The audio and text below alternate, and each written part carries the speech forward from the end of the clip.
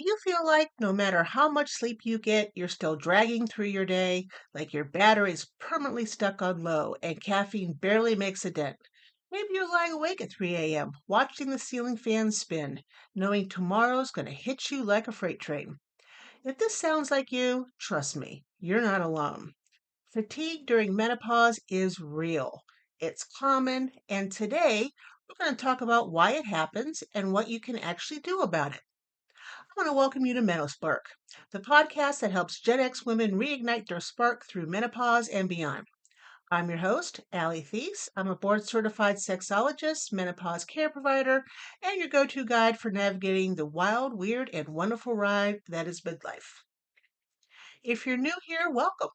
Be sure to hit that follow button so that you never miss an episode. And if you're returning, you know I love you. Thank you for being a part of this amazing community. Also, if you're feeling stuck and want personalized support to get your energy, libido, and overall wellness back on the track, head over to Menopause Wellness and check out my 20-minute integrative wellness consult. It's like a menopause reset button. Who doesn't need one of those? Lord knows I think I could use one of those every single day.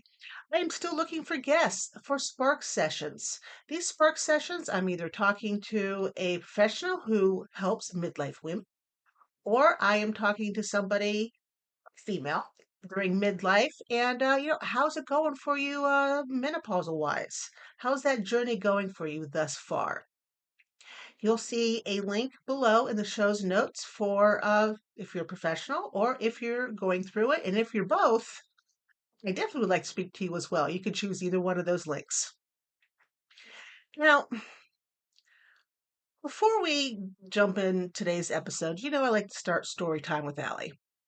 So I'm in the middle, well, I was in the middle of writing Soulful Connections. That is a book about soulmates, love, connections that span centuries. I've been working on that book forever, and I do mean forever. And I was exhausted. I remember this night, I was exhausted. And I don't mean I stayed up too late watching Netflix tired. I mean the bone deep, can't think straight, need a nap on the bathroom floor type of tired. One afternoon, I had planned to edit a chapter. But instead, I found myself sitting at my desk, staring at the screen for about 20 minutes. But I cried. I did. Not because anything was wrong, but because I was just so tired and I didn't know how I was going to keep going. I was doing all the right things, or so I thought. Drinking coffee by the gallon to stay awake, exercising like I was still in my 30s, skipping meals because I was way too busy. And all that, what was it doing? It was making me feel worse, not better. I wasn't. I wasn't really gung ho on getting myself back on track, but I decided right then and there I got to stop pushing myself and actually listen to what my body needs, right? Because my needs have shifted. What I did is I started earlier in the day. Okay. I cut way back on sugar, way back on caffeine. Let me tell you, those two things were pure hell, and I didn't do it all at once. It was one and then the other. Making my sleep number one priority and this was huge for me, letting go of guilt when I had to rest. So if you're in that place right now where you feel like you're dragging yourself through life, I see you. I've been there. And I promise there's a way to get your energy back without losing your mind or your spark. So let's talk why you feel like you've been hit by a truck every single day. This isn't just getting older, and it's not all in your head. There are real biological reasons your energy has left the building, and it's not your fault. During this menopausal journey, your hormones are doing a serious dance. Not the kind we used to have, those dances at nightclubs. This feels more like a mosh pit that you didn't sign up for. Estrogen, progesterone, and testosterone all fluctuate, and that directly impacts how you feel, especially your energy. So let's start with estrogen. Estrogen affects everything from your mood to your energy levels to how well your cells produce energy. When estrogen drops, as it does in perimenopause and menopause, you can feel completely zapped. It also impacts how well you sleep, how your brain functions, and even your blood sugar balance. So, lower estrogen can equal lower energy, plain and simple. Then there's progesterone, which is often called the kickback and chill hormone. It helps you relax and it promotes deep restorative sleep. When progesterone drops, you might have trouble falling asleep or staying asleep, which adds to that bone deep exhaustion the next day. And now testosterone. Yes, ladies, women have testosterone too, and we need it. Testosterone is your drive hormone. It fuels physical energy, motivation, stamina, muscle strength, and yes, your libido. When your testosterone levels drop, it's like somebody turned off the ignition. You may feel physically weak, sluggish, and like you've lost your get up and go. Things like climbing stairs, carrying groceries, or even getting through your workouts suddenly feel like a chore. Testosterone is key for physical vitality, and when it's low, it can leave you feeling like you're running on fumes. I remember when I was still driving the school bus, and where we had to park to where my bus was not that far. Okay, it wasn't a far walk, but I remember having to tell myself mentally, keep walking, keep walking, keep walking, keep walking. And I told myself all the way through the parking lot till I got to my bus. I was so tired. Um, God, I hated that. I hated being that tired. But hormones aren't the only players here. Many women in midlife experience something we call adrenal fatigue. Now, traditional doctors may not use that term, but in integrative wellness, we talk a lot about the impact of long term stress on your adrenal glands. These little glands that sit on top of your kidneys and pump out the cortisol, stress hormone. If you've been in go, go, go mode for decades, working, caregiving, people pleasing, your adrenals might be screaming for a break. When cortisol is chronically high and then bottoms out, you're left feeling flatlined. Then there's your friend, the thyroid. Menopause can trigger thyroid slowdowns, causing fatigue, brain fog, and weight gain. It's one of the most common things I see in women who tell me, Allie, I'm doing everything right, and yet I'm still exhausted. So it's worth getting those thyroid labs checked. And if you don't have a doctor who can do that, I can prescribe labs for you, just an FYI. Finally, let's not forget the impact of nutrition. Many of us are running on empty because we're low in key nutrients like iron, B12, magnesium, and vitamin D. And if you're skipping meals, living on caffeine, or surviving off of convenience foods, and there's no judgment, we've all been there, you're not giving your body the building blocks it needs to create energy. So, what can you do? How do you fix this? Let's talk about some ways that help you feel like yourself again. First up, you got to fix your sleep. I know. Trust me, I know it's easier said than done. But sleep is where we start because it's the foundation for everything else. Start by turning your bedroom into a sleep sanctuary. Make it cool, around 65 or 60 degrees is ideal. Keep it dark. Blackout curtains are your best friend. And if night sweats are your nemesis, consider moisture wicking sheets and pajamas.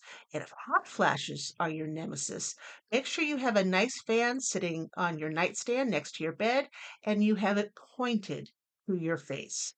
Trust me on this one, that fan helps incredibly. I also recommend magnesium glycerate. That's the magnesium with a G, about an hour before bed. I do take this and it does help calm your nerves. It reduces anxiety, and it can even improve sleep quality. It does. The only thing that wakes me up now when I go to sleep is if one of my 12 cats is doing the cha cha cha on my head, which does happen more often than I'd like to admit. Um, and we gotta touch on this for the love of everything that is sleep. Ditch those screens at least an hour before bedtime. No, no social media, no doom scrolling, no watching your favorite little show on the screen before you fall asleep. Put it away because it interferes. Instead, swap scrolling for a book, some gentle stretching, or maybe a guided meditation. And you can find a boatload of guided meditations for free on YouTube. Now, your blood sugar. If you're waking up exhausted and dragging around all day, blood sugar swings could be the culprit. Start your morning with a high protein breakfast within 60 minutes of waking up. Skip the bagels and the cereal. Those spike your blood sugar and leave you crashing later. Think eggs, Greek yogurt, a protein smoothie, even oatmeal. Keep your carbs complex. Whole grains, sweet potatoes, and lots of fiber. Now, aprogens can help, but I'm kind of picky about what I recommend. Maca is fantastic for balancing hormones and boosting energy. It also gives a kick to the libido. And the second one I can never say, Rhodiola. Rhodiola? Yeah, Rhodiola. I'll just spell it for you. That can help you adapt to stress. And you got to stay hydrated. Dehydration is sneaky and can tank your energy fast. Remember, when you're thirsty, you're already too late. So always have water next to you. You want to aim for half your body weight in ounces of water daily. And get some natural sunlight in the morning. It helps to reset your circadian rhythm and signals your body that it's time to be awake and alert. Now, I know you're tired, but you got to get your body moving. And I'm not talking about punishing workouts. Gentle strength training, yoga, they both can do wonders with your energy without wiping you out. Even a 15-minute walk can get your blood pumping and your energy flowing. Finally, some supplements. B12 is key, especially if you are on a plant-based diet or maybe have some absorption, yeah, issues. Iron is essential if you're deficient. Don't don't supplement with supplements until you have some sort of testing done to make sure you're actually deficit in those. Okay. Vitamin D3 and K2 also help with mood and energy, and omega 3 support brain health and reduce inflammation. But again, as always, talk to somebody professional, could be somebody like me or your general practitioner, for adding anything new to your routine. And here's the thing, you're not lazy, you're not weak. Your body is going through an incredible transition and it's working overtime to keep up. It's okay to slow down a bit. It's okay to say no to things that drain you. Rest isn't a reward for productivity, it's necessary for healing. Give yourself grace. You're not broken, you're recalibrating. And on the other side of this transition is a stronger, wiser, and more powerful version of you. So, a quick recap: fix your sleep, balance your blood sugar, support your adrenals and hormones, move your body gently, and shift your mindset from guilt to grace. If you want help tailoring these strategies to your life, schedule a 20-minute integrative wellness consult with me at Menopause Wellness. We'll look at what's going on with your body, schedule testing if we need to, and come up with a real plan to get your energy back. If this episode hit home, do yourself a favor, please, and get checked. You deserve deep, healing, glorious sleep. And if you look for personalized support on navigating menopause and the wild stuff that comes with it, I've got you. I want to thank you for hanging out with me here on MenoSpark today. I hope you enjoyed the episode. If you found this helpful, share it with a friend, leave a review, and make sure you're subscribed. Go ahead and follow me on Facebook, Instagram, TikTok, and Substack. I have a Substack called, yep, I forgot what it's called. Menopausal Minute. There we go. Thank you, brain fog. For even more tips, tricks, and inspiration. And if no one's told you this today, let me be the first to say it. You are fabulous. Remember, you're not alone in this journey. Until next time, keep that spark alive. You deserve it.